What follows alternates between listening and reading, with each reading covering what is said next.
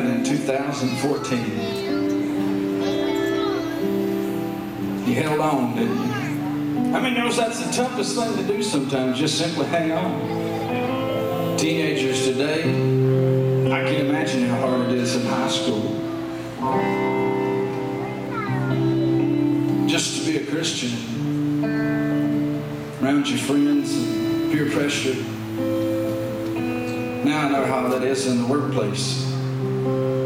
Growing up ain't no fun, is it? Blessed to be able to, all of us work full-time jobs. I'm blessed to be able to work in a nursing home. I do marketing and admissions there. It's an absolute blessing. How many's been in a nursing home to go through and talk to folks?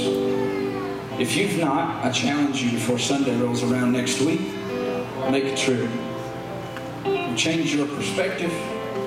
It'll change your outlook on just how thankful to be to do this.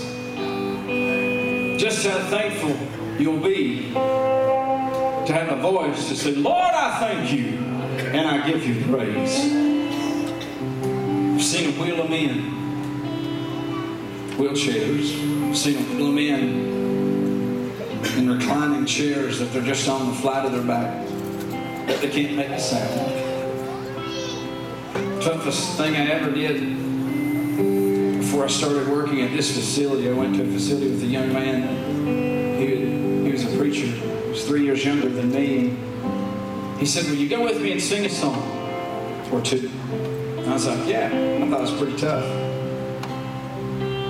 Full of myself. I'll be honest with you. Went there and I saw a wheel of men. I was shaking. One by one, that room started to fill up, probably 30, 35 people. Looked at me, and I don't play an instrument, so I couldn't hide behind somebody picking a keyboard. I started to tremble. The only thing I could muster up was Amazing Grace. Started singing from around that room. You could hear something following you right on pitch. You could see those that couldn't make a sound. They were raising their hands. But as I kept on singing, you could hear those that couldn't make a noise. They couldn't make words. They couldn't raise their hand. But they would moan and lift their finger.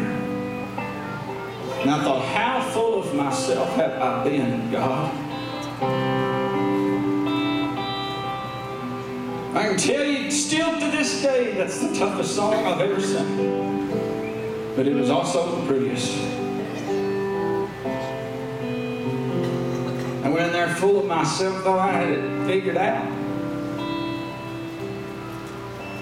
And God has a strange way of showing something to you.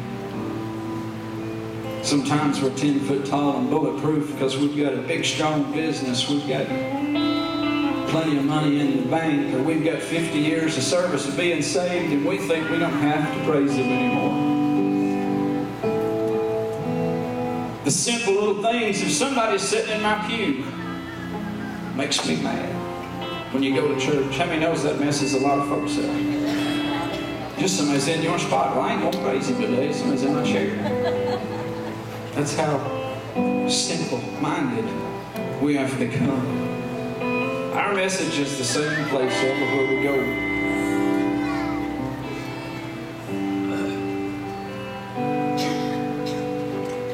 Don't give up.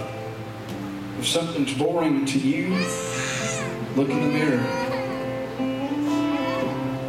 I've had to make adjustments. I'm 35 years old. I'm still learning every day. Things I could do different. Better ways that I can glorify God in little simple things that I do. Now I'm blessed every day to go into a nursing home. I see death every day. You see some that are ready, some that are not. You see sons that drop their mothers off and say, would you please talk to Mama because she's not saved? My boss is sitting right outside there. He's the administrator of our facility and travels with us on the weekends. I tell this story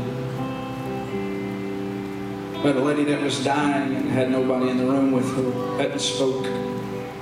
Just let you know that you hear everybody say you're entertaining angels on whatever. How many's heard that? I need your help this morning. Everybody thinks you're going to church and going through the motions, and a lot of times it's just another Sunday, just another homecoming. I'll go hear this group, I'll eat, and then I'll go, this ain't just another day. A friend of mine was in the nursing home and knew the lady didn't have anybody. She hadn't spoken a word in weeks. She was dying. She was in the home run stretch. Christian lady. Hadn't spoke. He sat there in the room with her. This is me just picturing it. If you've ever been in a room where death is approaching, it's quiet. There was no movement in that room. No air was blowing.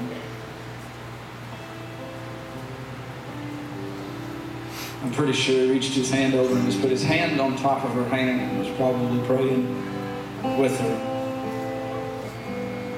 And out of the blue, out of nowhere, this little lady that hadn't spoken in a long time, with a sweet little look on her face, said, would you stop flapping your wings? You're making me cold. And the curtains moved, and she went on to be with God. If we could see in this world what surrounds us, all the praises we would give. We wouldn't pass up an opportunity to say, Lord, I give you praise. Lord, I've been full of myself this week. I've done some bad stuff. Let me walk with you, God. Help me get through this next week. And I thank you for keeping me when you could have just took me out. I've been that person. This morning, I'll just tell you, if your heart's heavy, don't leave these walls without knowing, without a shadow of a doubt, that your name is written in the Lamb's Book of Life. Death doesn't have a respect for age. There's no promise for you for tomorrow. I'm just telling you. My God is nothing to be afraid of. The love and compassion and mercy He wants you to come to Him. If you're struggling this morning, this ain't an altar call. This whole service is an altar call. Get right with God. Talk to Him. If you're struggling, just say, Lord, come on, let's walk. Let's talk. I want you to listen to the words of this song. If this is hitting you this morning, don't worry about coming up here and praying. Don't worry about, if I step out and go pray, somebody's going to talk about me. Newsflash, they're going to talk about you whether you're living for God or not. If they're going to talk about you for coming up and giving your life to Him, they better be praying right next to you because they ain't going where you're trying to go. Simple as it gets. Listen to the words. If you're struggling this